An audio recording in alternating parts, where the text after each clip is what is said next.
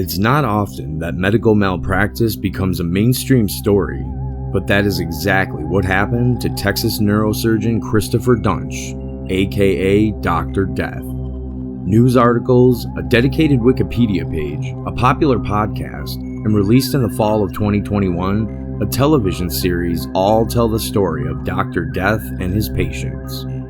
The story has all the elements of a lurid bestseller, a seemingly talented and ambitious young physician, several positions with a series of respected institutions, allegations of drug use, and high-risk surgical procedures.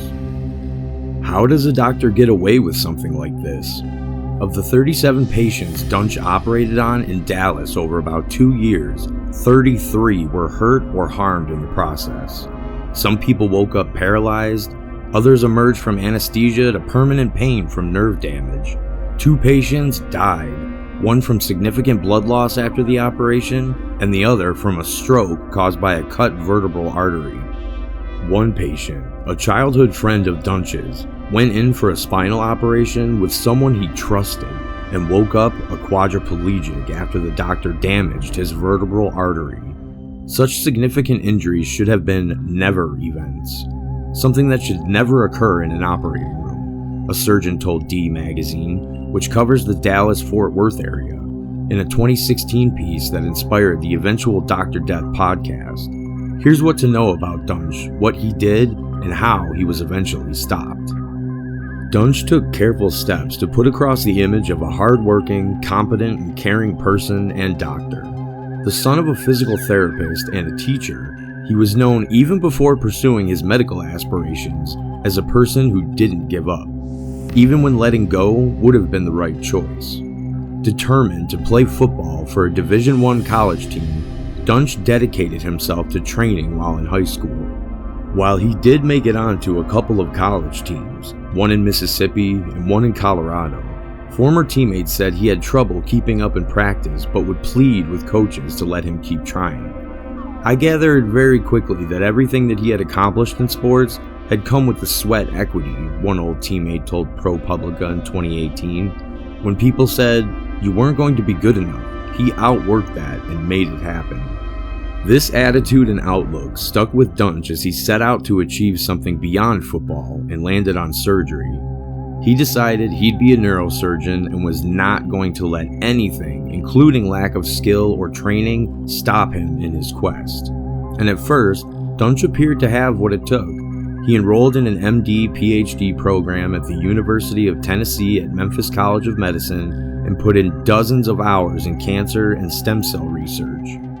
He was even part of a group that founded the biopharmaceutical company DiscGenics, which focused on developing regenerative cell-based therapies to help with pain, and brought on 2 of his mentors in surgery as investors. He was later let go from the company over money issues. Things seemed to be moving along smoothly, but depositions from Duntsch's peers who knew him around that time period, between 2006 and 2008, point to cracks in the facade. One woman remembered Duntsch taking LSD and cocaine throughout one night, before leaving the next morning for his hospital shift. After you spend a night using cocaine, most people become paranoid and want to stay in the house, the woman said in the deposition, according to D Magazine. They don't want to go participate in any extraneous activities, and he was totally fine going to work. Duntsch's substance abuse was brought to the attention of the University of Tennessee following an anonymous complaint that he was doing drugs before work. The podcast series and ProPublica report that Duntsch was ordered by the university to take a drug test, but managed to avoid it. He was then sent to a program for impaired physicians and still allowed to complete his surgical training, though how thorough the training was is unclear. Only years later would the Dallas District Attorney's Office discover through a search of hospital records that although a typical neurosurgery resident completes about 1,000 operations during their training, Duntsch had actually done fewer than 100. On paper, Duntsch was a star pick for any hospital system once he completed his residency, thanks to years of research and study of the use of stem cells and several strong recommendations from his prior supervisors. Following training, Duntsch settled in the Dallas area in 2011, joining the Minimally Invasive Spine Institute in Plano as a practicing physician. This position also granted him operating privileges at Baylor Regional Medical Center, Baylor Plano. There, other surgeons quickly realized their new colleague was not just arrogant about his abilities, but an actual danger to his patients as the casualties began adding up. A former co-worker, Dr. Randall Kirby, said he watched Duntsch botch a relatively simple procedure by refusing to use a scalpel to remove a disc, instead using a different instrument that ended up causing more damage. The patient Duntsch operated on continues to walk with a cane and lives with chronic pain. And that was just one case from Baylor Plano. Other patients who went to Duntsch had similar experiences, entering the operating room with the expectation of relieving a great burden and waking up to an even worse reality. Later, following another accusation that he was abusing drugs before doing surgeries, Duntsch was relegated to mostly minor surgical procedures at the hospital. The first operation he conducted in this capacity was to fix a woman's compressed nerve. During the surgery, he cut an important vessel in the woman's spinal cord and she bled to death. And what happened after shows how Duntsch was able to continue working as a surgeon in Texas despite the trail of broken trust, chronic pain, and death he left behind. While Baylor Plano conducted an investigation of Duntsch and his cases and found that he would need to be let go, Duntsch was not technically fired from the hospital. ProPublica reports that Duntsch resigned voluntarily in April 2012. Crucially, as is recounted in careful detail in the podcast, in part because of the voluntary exit, Baylor Plano was not required to report Duntsch's actions to the National Practitioner Data Bank, a resource medical professionals and hospital administrators use to track which doctors have been fired, suspended, had their license revoked, or have had to make malpractice payments. Duntsch was not reported to either the data bank or the Texas Medical Board, preventing him from being tracked as he continued his career elsewhere in the state. "It seems to be the custom and practice," said Kay Van Way, a Dallas plaintiff's attorney who came to represent 14 of Duntsch's patients. "Kick the can down the road and protect yourself first, and protect the doctor second, and make it somebody else's problem." Duntsch moved on fairly quickly to the Dallas Medical Center, where officials allowed him to begin operating while they conducted his reference checks, which ended in disaster. In July, he performed an operation on a woman who lost a tremendous amount of blood and lost consciousness upon waking up after surgery. She was transferred to another hospital and died. At the same time, Duntsch was operating on another woman, and the staff in the room said they were unsure whether he was putting hardware in the right places and noticed he kept drilling and removing screws. That woman woke up in pain, unable to move. The Texas Medical Board began receiving official reports about Duntsch following the botched procedures at Dallas Medical Center, as multiple doctors began sending in complaints. Kirby, along with Dr. Robert Henderson, a spine surgeon who had been called in to fix Duntsch's mistakes, were among the physicians who reported and attempted to stop him. For months, they stopped getting reports about messed up operations and thought they'd found success. But at the end of 2012, Kirby was called to help yet another patient who'd had her vocal cords and an artery cut during a neck surgery, a surgery he discovered had been done by Duntsch at another clinic. And when Duntsch's patients tried to sue him for malpractice, many found it almost impossible to find attorneys. Since Texas enacted tort reform in 2003, reducing the amount of damages plaintiffs could win, the number of malpractice payouts per year has dropped by more than half. In 2013, things came to a tragic head.